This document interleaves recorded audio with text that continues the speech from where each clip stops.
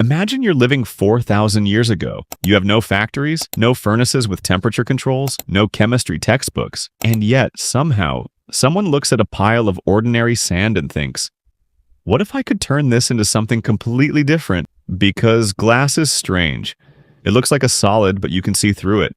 It can be shaped while it's hot. It can become a bottle, a bead, a window, or a razor-sharp blade. Today, we make billions of pieces of glass every year, but the first person who made it had absolutely no idea what they were doing. And the really interesting part is we don't actually know who invented it. To understand how humans discovered glass, you have to go back thousands of years. Long before anyone made glass, nature had already been making something similar. When lightning strikes sand, the extreme heat can melt the minerals and create thin, glassy tubes called fulgurites. And when a volcano erupts, molten rock can cool into natural volcanic glass. The most famous example is obsidian. Ancient humans discovered that obsidian could be broken into incredibly sharp edges, sharper than many metal tools. So humans already knew that nature could turn ordinary minerals into something glass-like, but making glass on purpose was a completely different problem.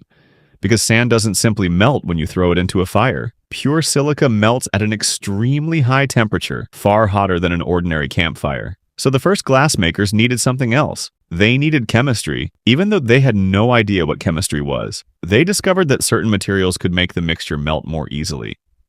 One of the most important was soda-rich material. Then they added silica, usually from sand or quartz-rich material, and heated the mixture in a furnace. When the ingredients became hot enough, they stopped behaving like ordinary minerals. They became a thick, glowing liquid. And when that liquid cooled, it became glass. But here's the mystery. How did anyone discover this in the first place? We can't point to one ancient inventor. There probably wasn't a single moment when someone suddenly shouted, "I've invented glass!" Instead, it was probably a long process of experimentation.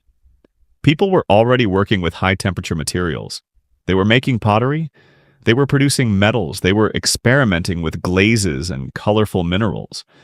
And somewhere along that technological journey, glass appeared. The earliest known man-made glass objects date back roughly to the 3rd millennium BCE, with early examples associated with regions including Mesopotamia and Egypt. At first, glass wasn't being used to make giant windows.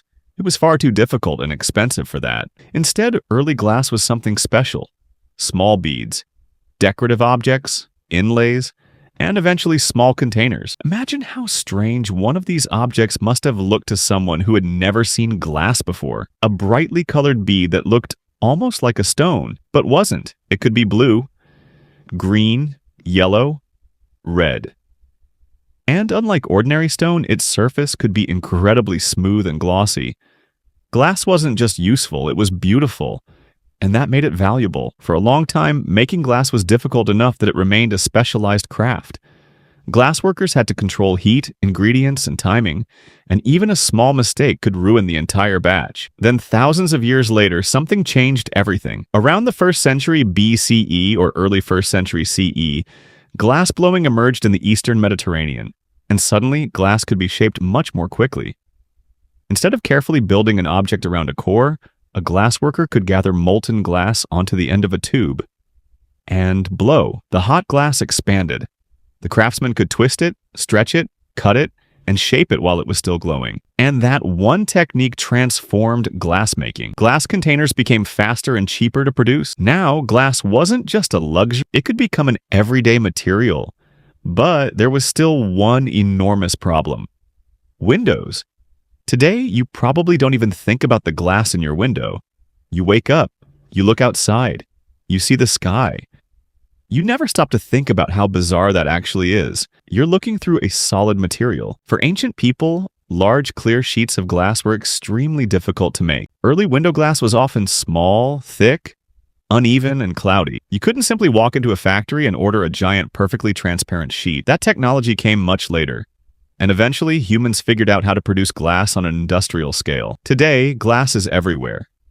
Your phone screen, your windows, your car, light bulbs, laboratory equipment, fiber optic cables carrying information across the world. The same basic idea that ancient craftsmen discovered thousands of years ago now helps carry the internet through glass fibers thinner than a human hair. And that's what makes the story of glass so strange. The ancient glassmaker wasn't trying to create the modern world. They were probably just experimenting with fire, minerals, and materials they had around them. They didn't know about atoms.